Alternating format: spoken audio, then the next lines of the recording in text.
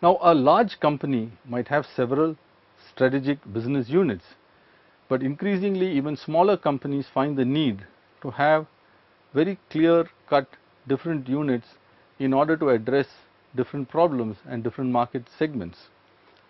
A strategic business unit, an SBU, has typically the following characteristics: a separate responsibility for strategic planning, performance on revenues, profits and various profit influencing factors, a separate set of competitors who are quite distinct and unique.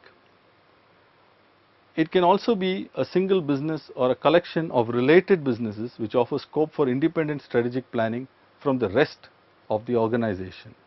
So, typically this is how strategic business units are crafted. Now, there is a very interesting matrix. One of them which I am going to highlight here is the BCG or the Boston Consulting Group matrix. There are many other matrices available out there. You have the General Electric's portfolio matrix, you have the Arthur D. Little portfolio matrix, but in this particular case I am just going to look at the BCG matrix and leave you to look at the other portfolio matrices at your own time. So, let us take the BCG matrix because it is also pretty good fun for us to look at. The good terms out here, you find if you look at this, that SBUs or companies or sets of products can be looked at in the following 4 ways. One is those who are called dogs. If you look at most of these strategic business units according to the BCG classification, it is based on 2 parameters: share of market and percentage growth. So, a dog is typically something which has a low share and low growth. So, a characteristic of this SBU is that it generates low profits or even may make losses, but it consumes a lot of management time. So, typically a company might have a strategy to get rid of this unit, that is divest, because the resources that are there can be used better somewhere else. We will give you examples a little later. The second one are the question marks, because they have pretty low share, but it is a high growth product. So, it requires a lot of cash typically for faster growth, and the issue is whether to continue investing in this strategic business unit or withdraw from this market.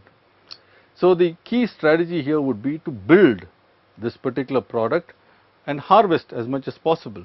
So, the objective or the characteristics of the strategy would be to increase the market share and the short term cash flow, maybe eliminate R&D expenditure. Third are the stars, which is those with a high share of growth, high share and high growth. They generate a lot of cash and there are also a lot of competitors perhaps. So, the strategy broadly would be to build and increase the SBU's market share. And the fourth are the cash cows, which generate considerable sums of money and enjoy economies of scale and higher profit margins. And the strategy here is to hold and harvest. Basically, the characteristics of the strategy are to preserve the SBU's market share or increase its short term cash flow and also try to reduce or eliminate R&D expenditure. Now, many companies use this matrix to look at their various products and their various product categories and decide which ones to stay with, which ones to drop, which ones to hold, which ones to invest in, and so on and so forth. You will find this particularly interesting when you look at well-known fast moving consumer goods companies, those say for example in toiletries and cosmetics.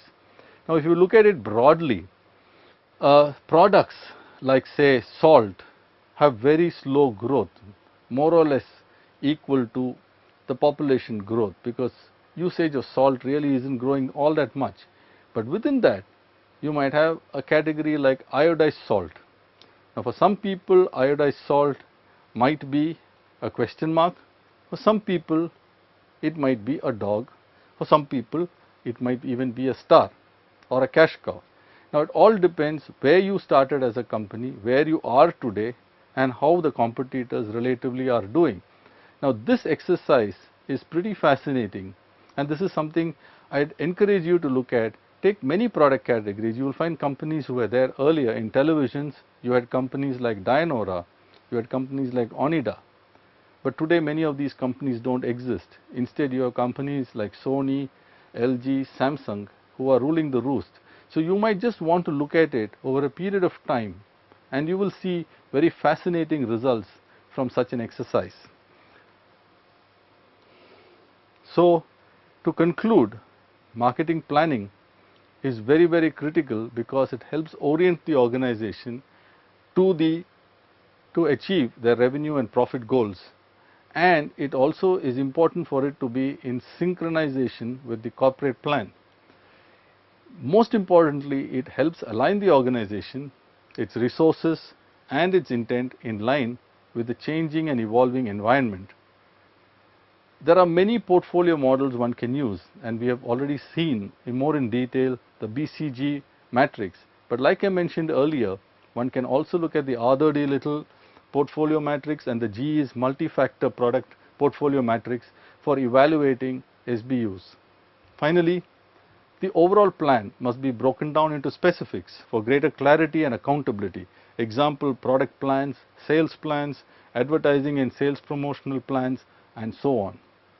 With this, we conclude this chapter on marketing planning.